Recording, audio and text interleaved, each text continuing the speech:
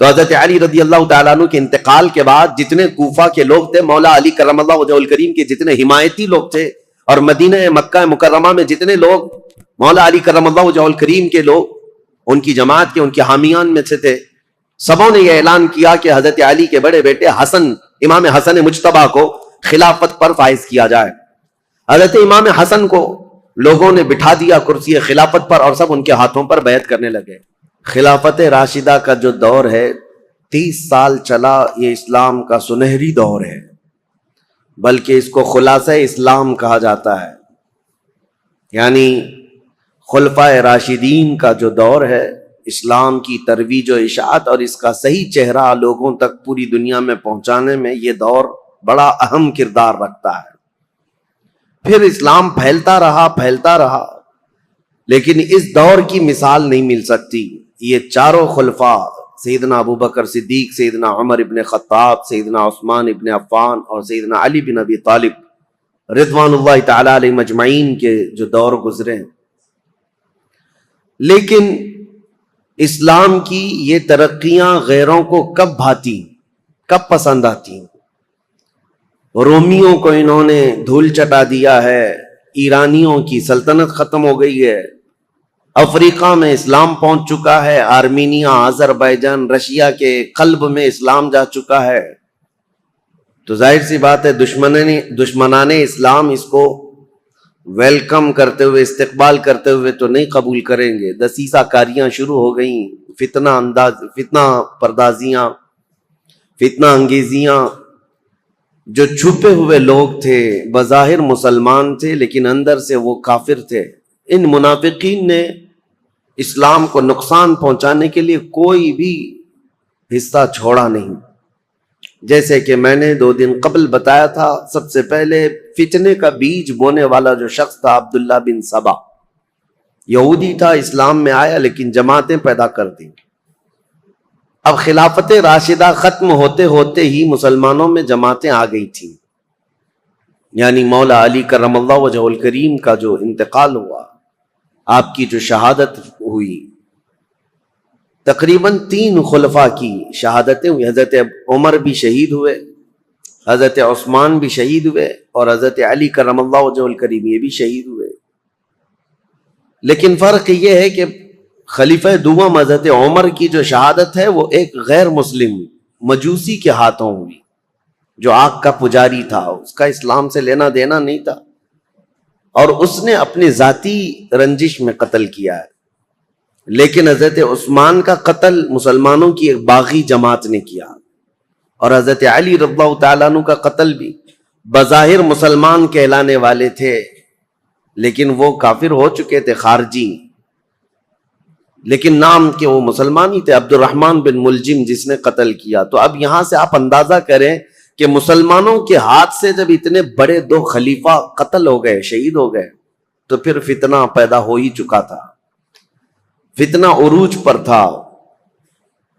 2 جنگوں کا ذکر کل میں نے کیا تھا، ایک جنگ جمل اور ایک جنگ صفین۔ یہ جنگ جمل جو ہے، سیدہ عائشہ صدیقہ رضی اللہ تعالیٰ عنہا تشریف لائی تھی اس جنگ میں، اور پھر وہ صلح ہو گئی، واپس وہ چلی گئی، حضرت علی بھی گئے، لیکن غلط فہمی سے دونوں فوجوں میں لڑائیاں ہوئیں اور دونوں میں صحابہ بھی شہید ہوئے ہیں۔ اس جنگ کے بعد ایک اور جنگ ہوئی تھی جس کو جنگ صفین کہتے ہیں۔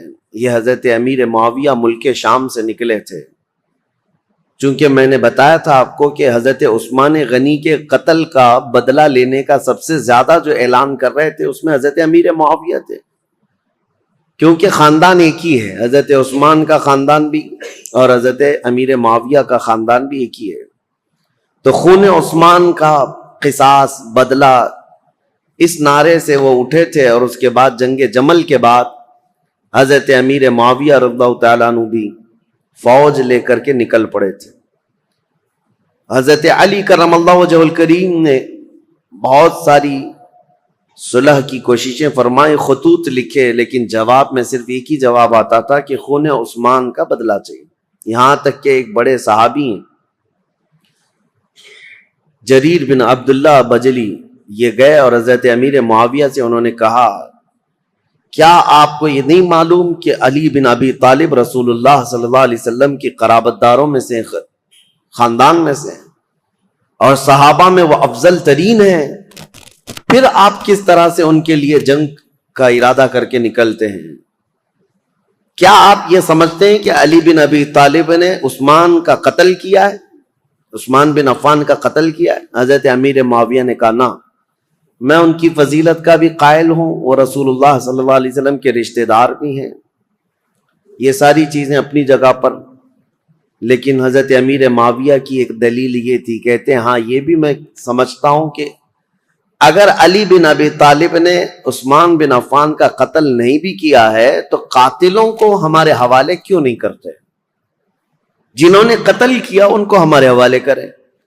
تو حضرت علی کرم اللہ وجہہ الکریم کے پاس انہوں نے خط لا کر کے دیا کہ امیر معاویہ تو یوں کہہ رہے ہیں۔ حضرت علی نے کہا مجھ سے وہ لوگ ایسی چیز کا مطالبہ کر رہے ہیں جو میرے ہاتھ میں ہے ہی نہیں۔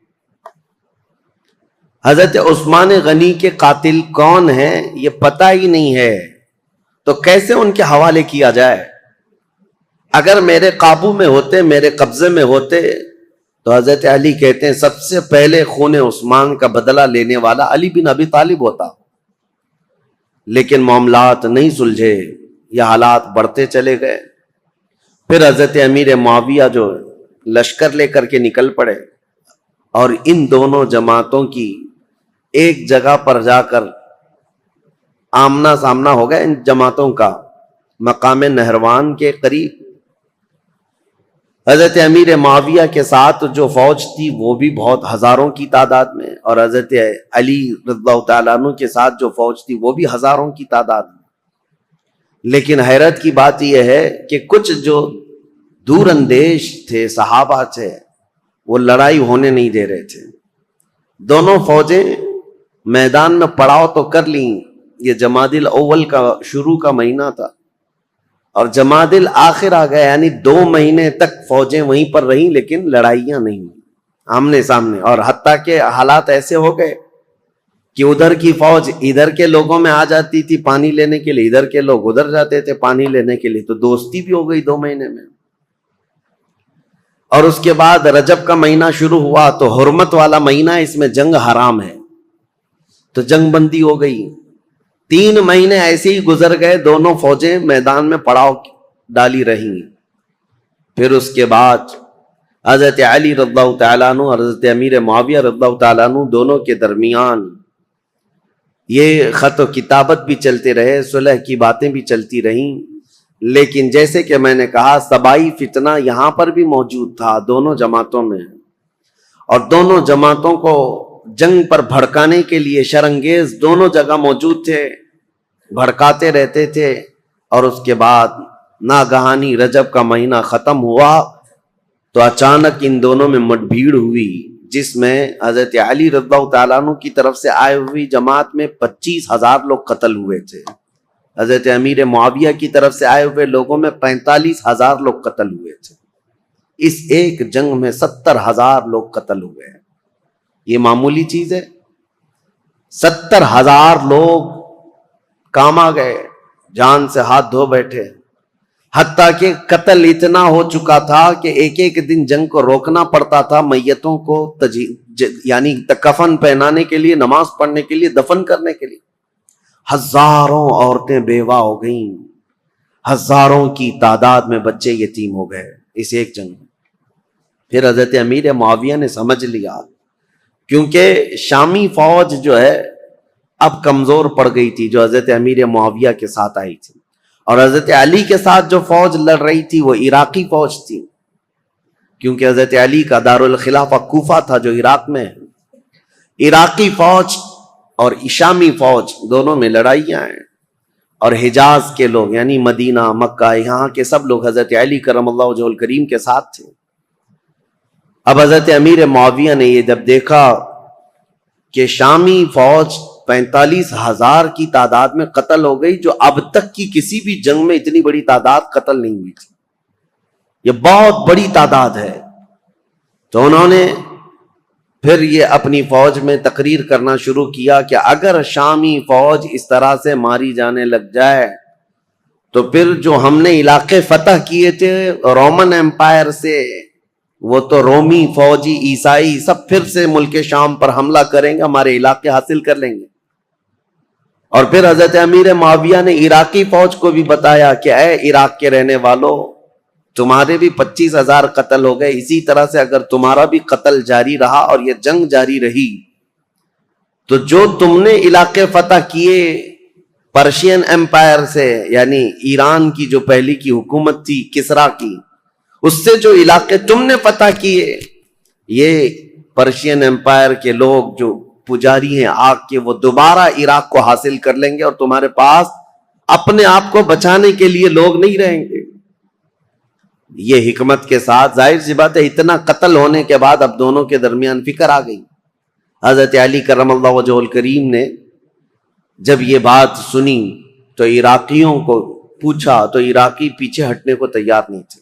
کہا کہ اب امیر معاویہ کی فوج کمزور پڑ رہی ہے، اس لیے ایسی باتیں کر رہے ہیں، وہ صلح کرنے کو تیار نہیں تھی فوج۔ تو حضرت امیر معاویہ نے ایک ترکیب نکالی، 5 بڑے بڑے اپنے شام کے لوگوں کو بلایا، کیونکہ حضرت امیر معاویہ بہت ہی مدبر آدمی تھے، سیاست میں ان کا کوئی مثل نہیں ملتا، بلکہ ان کو کہتے ہیں پورے عرب کا ذہن، پورے عرب کی عقل ان کے پاس تھی۔ حضرت امیر معاویہ انہوں نے 5 بڑے بڑے قرآن مصحف جس میں قرآن لکھا ہوا تھا، قرآن پاک کے نسخے منگوائے اور کہا قرآن پاک کو اٹھاؤ اور ہم یہ اعلان کرتے ہیں کہ ہم آپس میں قرآن کو حکم بنائیں گے اور اس کے مطابق اپنے آگے کے معاملات طے کریں گے۔ اگر حضرت علی رضی اللہ تعالیٰ عنہ اور ان کی فوج اس کا انکار کرتی ہے تو پھر ظاہر سی بات ہے یہ تو کفر ہو جائے گا، قرآن کو حکم ماننے سے انکار کرنا۔ تو حضرت امیر معاویہ کی یہ ترکیب تھی، 5 بڑے بڑے قرآن اٹھا کر کے وہ لائے اور پیچھے اور بھی سینکڑوں لوگ قرآن سر پہ اٹھا کر کے لے آئے اور اعلان کیا عراقی فوج کے سامنے، حضرت علی کے سامنے، کہ یہ ہم لوگ جنگ بندی چاہتے ہیں اور قرآن جو ہے اس کو ہم حکم بنانا چاہتے ہیں اور اس کے مطابق ہم آگے کام کریں۔ حضرت علی اگر انکار کرتے تو ان کی فوج میں ہی لوگ آپ کی باغی ہو جاتے ہیں کہ آپ نے تو قرآن کا انکار کر دیا۔ تو حضرت علی رضی اللہ تعالیٰ عنہ یہ سیاست سمجھ گئے، آپ نے فرمایا ہم نے جو جنگ کی ہے وہ اسی لیے کہ تم قرآن کے پابند بن جاؤ، اسی لیے تو ہم تلوار اٹھائے، اور آج اگر آپ کو یہ بات لگ رہی ہے کہ قرآن کو حکم بنایا جائے تو اس کے سب سے پہلے پیروکار ہم ہوں گے۔ پھر دونوں کی جانب سے یہ بات طے پائی کہ ایک ایک صحابی کو حکم بنایا جائے اور قرآن اور حدیث رسول کے مطابق وہ فیصلہ کرے۔ تو حضرت امیر معاویہ نے اپنے مشیر خاص، یعنی ان کے بہت قریبی تھے عمرو بن عاص رضی اللہ تعالیٰ، صحابی ہیں جنہوں نے مصر فتح کیا، وہ حضرت امیر معاویہ کے قریبی تھے، حضرت امیر معاویہ نے ان کو حکم بنا دیا۔ حضرت علی رضی اللہ تعالیٰ عنہ کی طرف سے حضرت ابو موسیٰ اشعری، یہ نہایت سادہ دل تھے اور ہر ایک کے متعلق عفو درگزر کا معاملہ اپنے اندر رکھتے تھے، جیسے اپنے لیے سوچتے تھے ایسی دوسرے کے لیے بھی خیال رکھتے تھے۔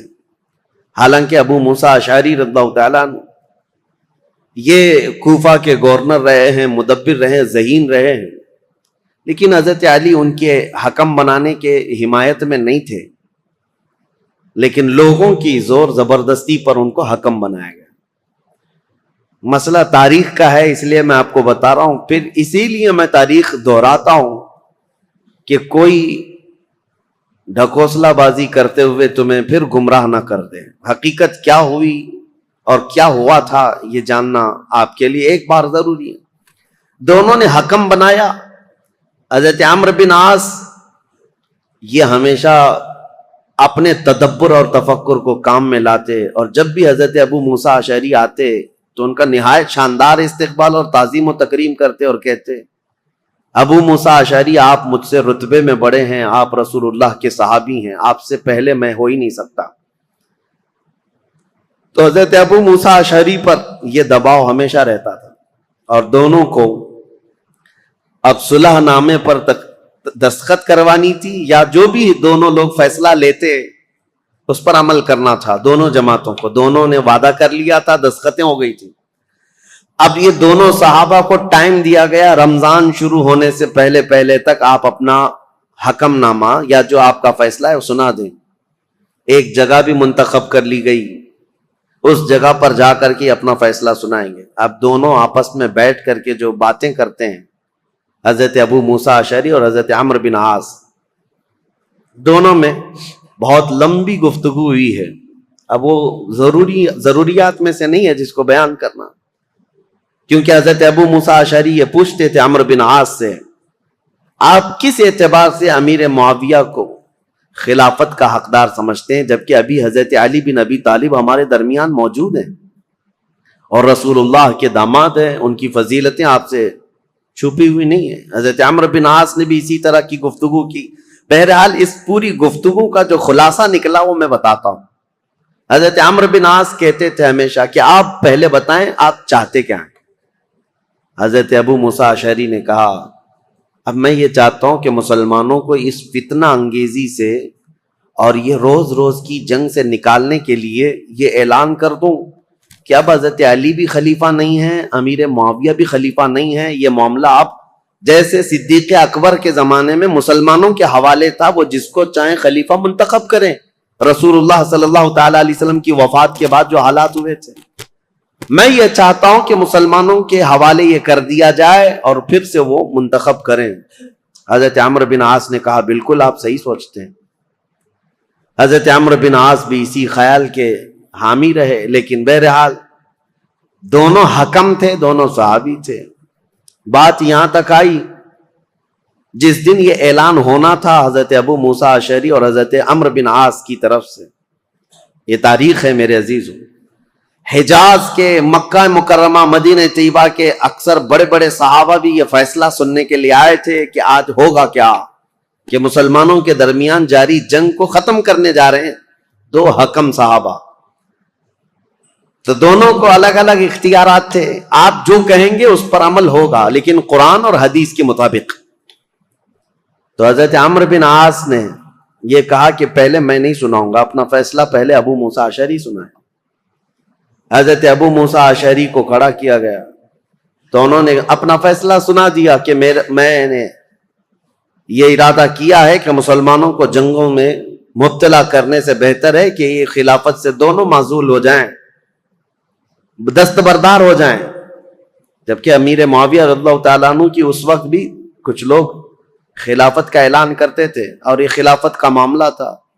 تو آپ نے کہا دونوں دستبردار ہو جائیں, مسلمانوں کے حق میں یہ فیصلہ ہو جائے. حضرت عمرو بن عاص نے یہ نہیں کہا, وہ کھڑے ہوئے کہا, دو حکم تھے ان میں سے ایک حکم نے اپنا فیصلہ سنایا ابو موسیٰ اشعری, انہوں نے اپنے فریق حضرت علی کو معزول کر دیا, لیکن میں اپنے فریق امیر معاویہ کو معزول نہیں کرتا. تو یہ ہمارا فیصلہ ہے. اس بات پر بہت بڑا ہنگامہ ہوا. پھر بات یہاں کو پہنچی کہ ان دونوں حکموں کی بات تسلیم کی جانی تھی, لیکن شامی الگ باغی ہو گئے, عراقی الگ باغی ہو گئے. بہرحال یہ معاملہ اس وقت جا کر ٹھنڈا ہوا جب خود حضرت علی اور حضرت امیر معاویہ آمنے سامنے آ گئے اور ان دونوں نے آپس میں بیٹھ کر کے پھر صلح نامہ لکھا. حضرت علی کرم اللہ وجہ الکریم اپنی باقی ماندہ فوج کو لے کر عراق تشریف لائے, کوفہ, اور حضرت امیر معاویہ کو ملک شام بھیج دیا گیا. یہ معاملات جو ہوئے 37 ہجری میں, یعنی حضرت علی رضی اللہ تعالیٰ عنہ کی خلافت قائم ہو چکی تھی 35 ہجری میں, 37 ہجری میں یہ سب حالات ہوئے. پھر حضرت علی کرم اللہ وجہ الکریم کوفہ تشریف لے گئے. 40 ہجری میں حضرت علی کا انتقال ہو گیا. کل یہاں تک کے حالات میں آپ کے سامنے بیان کر چکا تھا. چونکہ یہ جنگ صفین کے بارے میں کل مختصراً عرض کیا تھا, آج میں نے اس کو ڈیٹیل میں آپ کے سامنے رکھ دیا. دونوں جنگیں اس میں مسلمانوں کا بڑا خسارہ ہوا ہے, جنگ جمل ہو کہ جنگ صفین ہو, دونوں جنگوں میں مسلمان شہید ہوئے. لیکن جانتے ہو ان جنگوں کے بارے میں تمہارا موقف کیا ہے, ہمارا موقف کیا ہے, شیعہ لوگوں کا موقف کیا ہے, یہ اپنی جگہ پر خود مولا علی کرم اللہ وجہ الکریم کا موقف کیا ہے یہ ہم دیکھتے ہیں. جنگ صفین میں جو قتل ہو کر کے گرے ہوئی تھی لاشیں، جنگ کے بعد حضرت علی رضی اللہ تعالیٰ عنہ میدان سے گزرتے، یہ بھی حدیث موجود ہے، روایت موجود ہے، ابن عساکر کی روایت ہے۔ حضرت علی رضی اللہ تعالیٰ عنہ میدان سے گزرتے تھے، اور جب اپنی فوج کے جو مقتول تھے، شہید تھے، ان کو دیکھتے اور کہتے یہ جنتی لوگ ہیں جو شہید ہو گئے۔ اور پھر ادھر کی جماعت کے جو لوگ قتل ہوئے تھے ان کی لاشوں کے پاس جاتے، حضرت علی کہتے یہ جو جتنے قتل ہوئے جنتی لوگ ہیں۔ میرے عزیزو، دونوں کے متعلق یہ بات کہنا، یہ آپ کو سمجھنا چاہیے کہ جس امام کے سامنے یہ معاملات درپیش تھے، انہوں نے خود کہا کہ دونوں طرف مسلمان ہیں، اور جو تلواریں اٹھی ہیں وہ غلط فہمی کی وجہ سے اٹھی ہیں یا کسی فتین کی فتنہ انگیزی کی وجہ سے اٹھی ہیں، ان کی اجتہادی خطا ہے۔ لیکن بعد کے آنے والے اکابر علماء اور اکابر ائمہ اکرام جتنے بھی ہیں، سبوں نے یہی کہا ہے جنگ میں دونوں طرف صحابہ تھے، لیکن حق پر علی بن ابی طالب تھے، سیدنا مولا علی کرم اللہ وجہہ الکریم تھے۔ خیر، 40 ہجری میں جب آپ کا انتقال ہوا تو اب خلافت کا مسئلہ پھر سے آ گیا۔ میں نے آپ کو شروع سے بتایا ہے تاریخ اسلام میں خلافت کا انتخاب، خلیفہ کا انتخاب، یہ بہت اہم مسئلہ ہوتا ہے۔ اس وقت بڑی جنگ ہو سکتی ہے، اس جنگ کو ختم کرنا، ارے میاں یہاں چھوٹے الیکشن میں جنگیں ہو جاتی ہیں، وہ خلیفہ اسلام کا انتخاب اور بہت اہم ذمہ داری ہوتی ہے۔ تو حضرت علی رضی اللہ تعالیٰ عنہ کے انتقال کے بعد جتنے کوفہ کے لوگ تھے، مولا علی کرم اللہ وجہہ الکریم کے جتنے حمایتی لوگ تھے، اور مدینہ مکہ مکرمہ میں جتنے لوگ مولا علی کرم اللہ وجہہ الکریم کے لوگ، ان کی جماعت کے، ان کے حامیان میں سے تھے، سبوں نے یہ اعلان کیا کہ حضرت علی کے بڑے بیٹے حسن، امام حسن مجتبیٰ کو خلافت پر فائز کیا جائے۔ حضرت امام حسن کو لوگوں نے بٹھا دیا کرسی خلافت پر، اور سب ان کے ہاتھوں پر بیعت کرنے لگے۔ حضرت امام حسن مجتبیٰ رضی اللہ تعالیٰ عنہ نے بیعت بھی لی۔ یہ 5ویں خلیفہ ہیں، تاریخ ہے 5ویں خلیفہ ہیں، اور خلافت راشدہ کا جو 30 سال کا پیریڈ ہے اس کے اندر ہی ہیں، ابھی 6 مہینے باقی ہیں۔ خلافت راشدہ کے 30 سال حضور نے فرمایا نا، یہ سارے 29 سال ہوئے تھے حضرت ابوبکر صدیق سے لے کر حضرت علی تک۔ جب حضرت علی کا انتقال ہوا 29.5 سال ہوئے تھے، اور اسی کے بعد حضرت امام حسن نے بھی اعلان کیا، اور ادھر ملک شام میں دمشق میں حضرت امیر معاویہ نے اپنی خلافت کا اعلان کیا، اور شام کے جتنے لوگ تھے وہ سب کے سب حضرت امیر معاویہ کے ہاتھ پر بیعت کر لی۔ اب یہ خلافت کا تنازع، یعنی بیک وقت 2 خلیفہ کا اعلان، یہ سب سے پہلے خلافت راشدہ کے بعد ہوا۔ حضرت علی کے زمانے میں کبھی بھی حضرت امیر معاویہ نے اپنے خلیفہ ہونے کا اعلان نہیں کیا، یہ کہتے رہے کہ خلافت کے حقدار ہم بھی ہیں، لیکن خلیفہ ہونے کا عام اعلان کبھی نہیں کیا۔ اور حضرت علی کے انتقال کے بعد بیک وقت 2 خلیفہ کا اعلان۔ اہل مدینہ جتنے تھے وہ سب حضرت امام حسن کے ہاتھ پر بیعت کیے، اہل مکہ جتنے تھے وہ امام حسن کے ہاتھ پر بیعت کیے، اہل عراق جتنے تھے وہ امام حسن کے ہاتھ پر بیعت کیے۔ اب سیدنا امام حسن کی خلافت کا دور ہے، تو ظاہر سی بات ہے میرے عزیزوں، کچھ باتیں امام حسن مجتبیٰ کی سننا بھی ضروری ہے۔ رسول اللہ صلی اللہ تعالی علیہ وسلم کے یہ وہ عظیم نواسے ہیں جن کو خود رسول اللہ میں اپنا بیٹا کہتے تھے، اور مدینے میں موجود صحابہ کہتے ہیں رسول کریم صلی اللہ تعالی علیہ وسلم سے سب سے زیادہ ملتی جلتی شکل اگر کسی کی تھی تو امام حسن مجتبیٰ کی تھی۔ ان کے چہرے پاک کو دیکھتے لوگ تو حضرت امام حسن مجتبیٰ رضی اللہ تعالیٰ عنہ کو، حضور کو یاد کرتے تھے۔ اور امام حسن کی فضیلت کیا تھی، یہ نبی پاک صلی اللہ تعالی علیہ وسلم کے وہ محبوبوں میں سے ہیں، دونوں شہزادے حسن و حسین رضی اللہ تعالیٰ عنہما۔ حضرت ابو ہریرہ رضی اللہ تعالیٰ عنہ ان حدیثوں کے راوی ہیں جنہوں نے مدینہ طیبہ میں خود اپنی آنکھوں سے دیکھا ہے حضور اکرم صلی اللہ تعالیٰ علیہ وسلم کس قدر ان دونوں شہزادوں سے پیار کرتے، یہاں تک کہ ایک مرتبہ امام حسن کو اور امام حسین کو یا صرف امام حسن کو کندھے پر سوار کر کے حضور مدینے میں چل رہے تھے، کسی صحابی نے دیکھ کر کے حضرت امام حسن کی طرف دیکھ کر کہا شہزادے کتنی اچھی سواری پایا ہے، کونین کا آقا و مولا سید الانبیاء جس کے دوش پر تو سواری کر رہا ہے۔ نبی پاک صلی اللہ تعالی علیہ وسلم نے اس صحابی سے فرمایا تم نے صرف سواری دیکھا، یہ بھی تو دیکھو سوار بھی کتنا اچھا ہے، سوار بھی کتنا اچھا ہے۔ نبی کریم صلی اللہ تعالی علیہ وسلم ان شہزادگان سے بے حد محبت کرتے تھے، یہاں تک ارشاد ہے حدیث میں ہما ریحانتی فی الجنہ ہما ریحانتی فی الدنیا، حضور صلی اللہ تعالی علیہ وسلم نے فرمایا کہ یہ دونوں شہزادے میرے لیے دنیا میں جنت کے دو پھولوں کی طرح، اسی لیے حضور ان کی گردنوں کو سونگھتے تھے اور ان کے چہروں کو جب بوسہ لیتے تھے تو آپ ان کو سونگھا کرتے۔ صحابہ یہی کہتے کہ آپ ان بچوں کو سونگھتے ہیں، چومنے کا بوسہ دینے کا رواج تو ہے، سونگھنے کا کیا ہے؟ نبی کریم صلی اللہ تعالی علیہ وسلم یہ فرماتے یہ جنت کے دو حسین پھول ہیں، اور ان کے نام عرب میں بالکل نیو نام تھے، بالکل جدید۔ اس سے پہلے حسن نام بھی عربوں میں نہیں پایا جاتا تھا، حسین نام بھی نہیں پایا جاتا تھا۔ صحابہ کہتے ہیں اللہ تعالیٰ نے یہ دونوں نام بچائے رکھے، محفوظ رکھے، اور رسول اللہ کے نواسوں کے سب سے پہلے نام رکھے گئے حسن اور حسین۔ سیدنا امام حسن اور حسین ان کی فضیلتیں کیا بیان کی جائیں۔ اب چونکہ امام حسن کی خلافت کا دور ہے تو ان کے بچپن کے حالات، نبی کریم صلی اللہ تعالی علیہ وسلم کی آغوش تربیت میں انہوں نے پروان چڑھی پایا ہے، تو اس سے بہتر اور کیا چیز بیان کی جائے جن کو نبی کریم صلی اللہ تعالی علیہ وسلم نے اپنے ہاتھوں سے کھلایا ہو، اپنے ہاتھوں سے سلایا ہو، اپنے ہاتھوں سے پہنایا ہو، اور جب حضور نماز میں چلے جائیں تو یہ بچے حضور پر سوار ہو جائیں۔ اس قدر حسین اور خوش نما ماحول میں انہوں نے تربیت پائی ہے مدینہ طیبہ میں۔ نبی کریم صلی اللہ تعالی علیہ وسلم کی آغوش محبت میں پروان چڑھنے والے یہ جوانوں کی فضیلتیں بیان سے باہر ہیں۔ حضور نے فرمایا میرے یہ دونوں بچے جنتی جوانوں کے سردار ہیں، اور حضور اکرم صلی اللہ تعالی علیہ وسلم نے خاص امام حسن کے لیے جو ایک بات فرمائی، چونکہ خلافت امام حسن کی بات چل رہی ہے۔ ایک بار رسول پاک صلی اللہ علیہ وسلم خطبہ دے رہے تھے ممبر پر کھڑے تھے، تو امام حسن ایک پاؤں کو پکڑے ہوئے تھے حضور صلی اللہ علیہ وسلم کی، حضور کے قدم مبارک کو پکڑے ہوئے تھے۔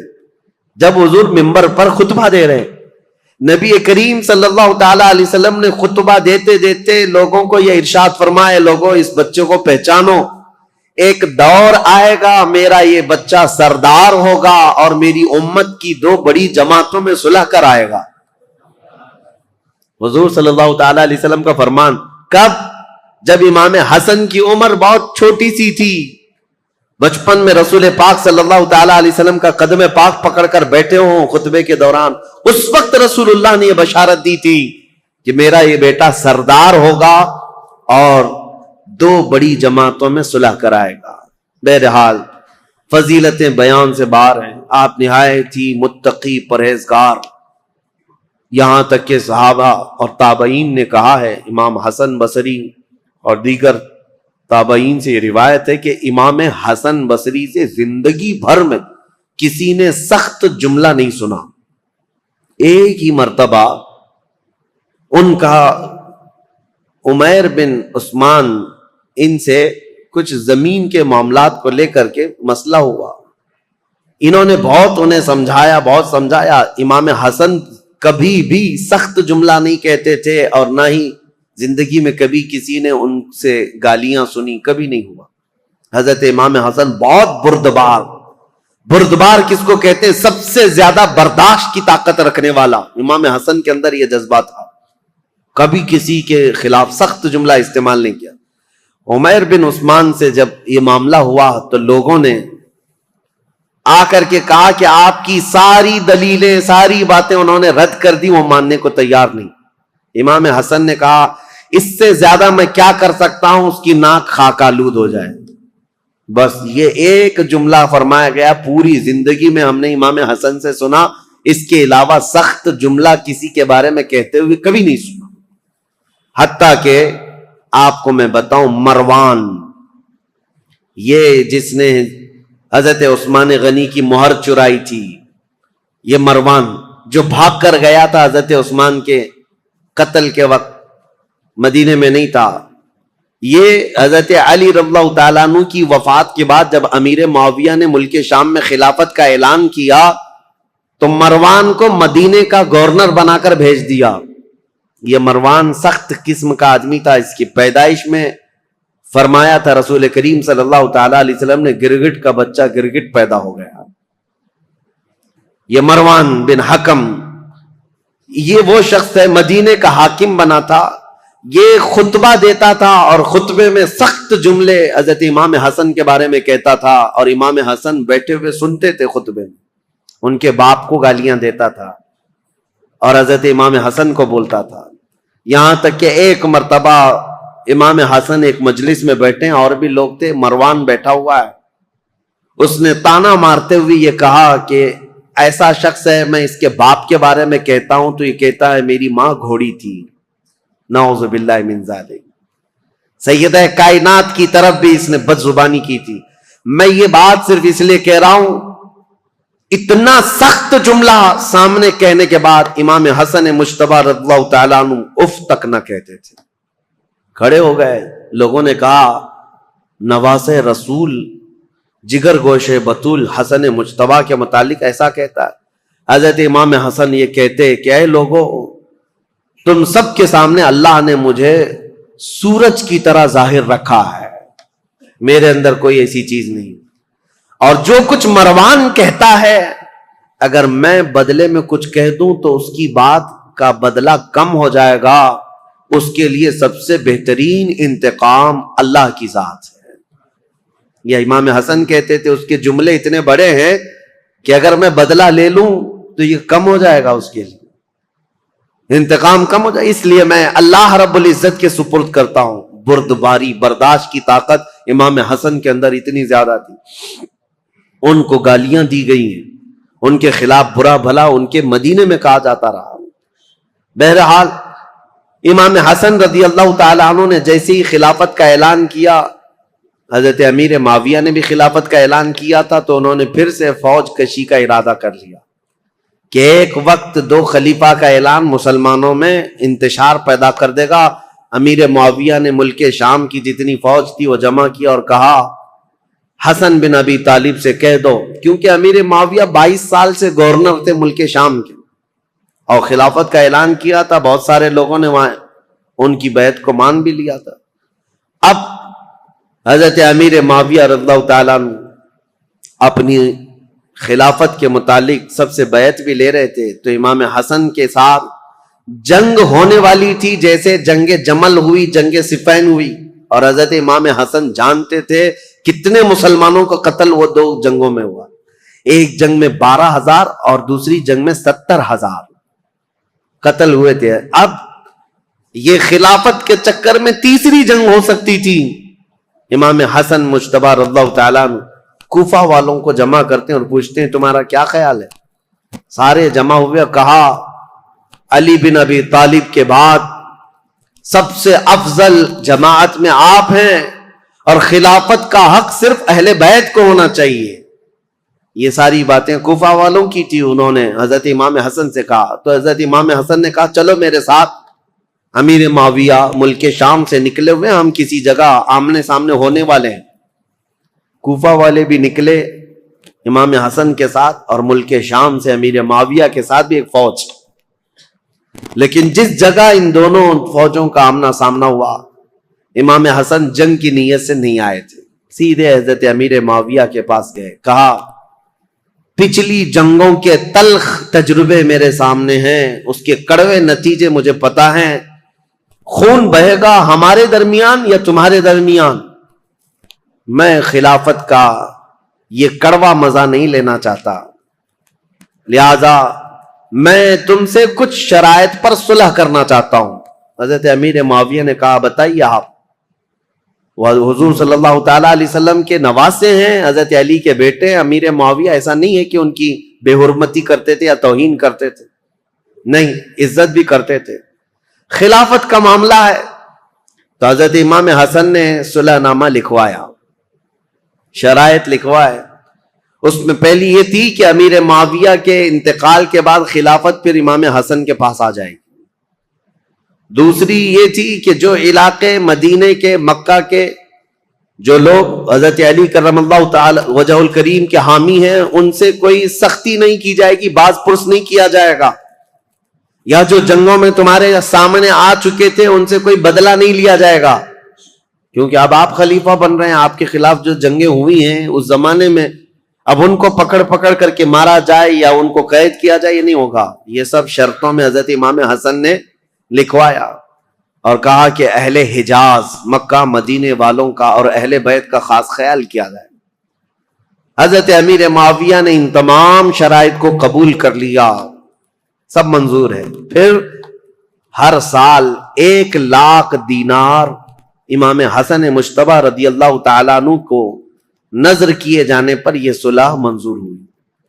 حضرت امیر معاویہ واپس چلے گئے اور امام حسن بھی اپنی فوج کو لے کر واپس آئے, اور کوفہ میں آپ نے منبر پر کھڑے ہو کر کے اعلان کیا کہ اے لوگوں, میں اس خلافت سے دستبردار ہو گیا جس کے لیے مسلمانوں کا خون بہتا جا رہا ہے.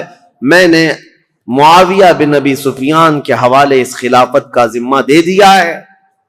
یہ اعلان کرنے کے بعد اب پورے خطہ اسلام میں ایک ہی خلیفہ تھا, وہ امیر معاویہ کی ذات. امام حسن 6 مہینے تک خلیفہ رہے اور 6 مہینے کے بعد دستبردار ہو گئے. اس اعتبار سے خلفائے راشدین میں حضرت امام حسن کا بھی نام آتا ہے. وہ 6 مہینے جو بچے تھے وہ خلافت راشدہ کے, اس میں امام حسن نے خلافت کی. لیکن ظاہر سی بات ہے کچھ لوگ چڑھاتے ہیں, کچھ لوگ اتارتے ہیں, یہ ہر زمانے میں رہتے ہیں. حضرت حسن کے بہت سارے لوگ مخالف ہو گئے کوفہ میں ہی, کہا ہم تو آپ کے لیے جان لٹانے والے تھے, ہم تو آپ کے لیے گردنیں لٹانے والے تھے, آپ نے تو جا کر اس سے صلح کر لی, ہم آپ کی صلح کو نہیں مانتے, آپ کو خلیفہ ہونا چاہیے تھا. زور زبردستی. حضرت امام حسن نے کہا میں نے خلافت کے سارے دور دیکھے ہیں, صدیق اکبر سے لے کر میرے باپ علی بن ابی طالب تک جو معاملات ہوتے رہے, لیکن اب وہ زمانہ نہیں رہا جس میں اکابر صحابہ تھے, بدر میں شریک, احد میں شریک, فتح مکہ میں. وہ صحابہ کی تعداد کم ہو گئی ہے. اے لوگوں, اب خلافت نہیں, اب ملوکیت آ گئی, اب بادشاہت آ گئی ہے, اور میں نہیں چاہتا کہ یہ بادشاہت کا دھبا آل رسول کے دامن میں بھی آئے. یہ حضرت امام حسن کا اعلان تھا. وہ بادشاہت کا داغ نہیں لینا چاہتے تھے, کیونکہ دنیا بات کو یہ نہ کہے کہ رسول اللہ کے شہزادے خلافت راشدہ کے بعد پھر بادشاہ بن گئے. نہیں, میرے آقا صلی اللہ تعالی علیہ وسلم جن شہزادوں کو چوما کرتے تھے ان شہزادوں نے خلافت کو یوں دے دیا. حضرت امیر معاویہ کے جانے کے بعد میرے عزیزو یہ ایک ایسی عظیم صلح تھی پورے اسلامی تاریخ میں جس نے بہت بڑی جنگ کا ناکہ بند کر دیا تھا. ختم ہو گئی, جنگیں ختم ہو گئی.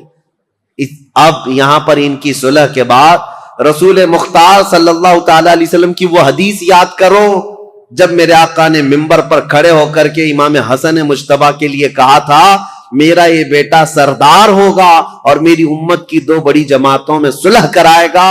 اس مخبر صادق صلی اللہ علیہ وسلم کے فرمان کو امام حسن نے سچ ثابت کر دکھایا. میرے عزیزو, تخت پر بیٹھنا یہ کمال کی بات نہیں, نیچے چل کر کے بادشاہ بننا یہ بہت بڑے کمال کی بات ہے.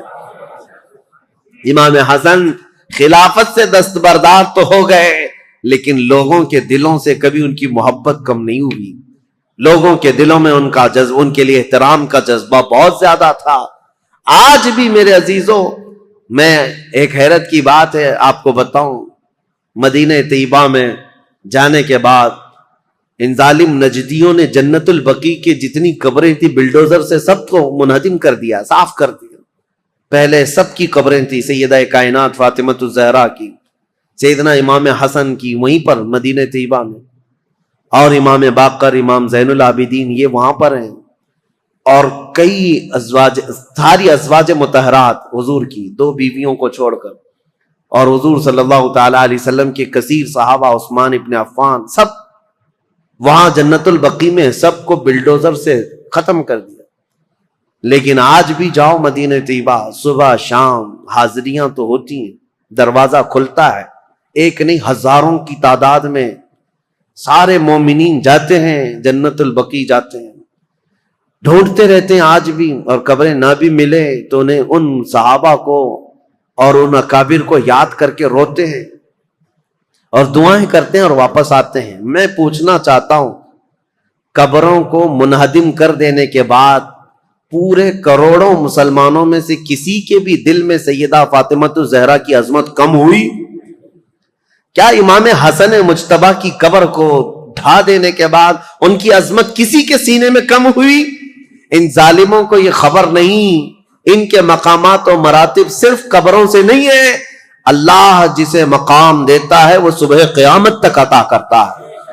یہ ہمارے دلوں میں ان کی عظمت ہے۔ سیدنا امام حسن مجتبی رضی اللہ تعالیٰ عنہ نے خلافت امیر معاویہ کے حوالے کر دیا۔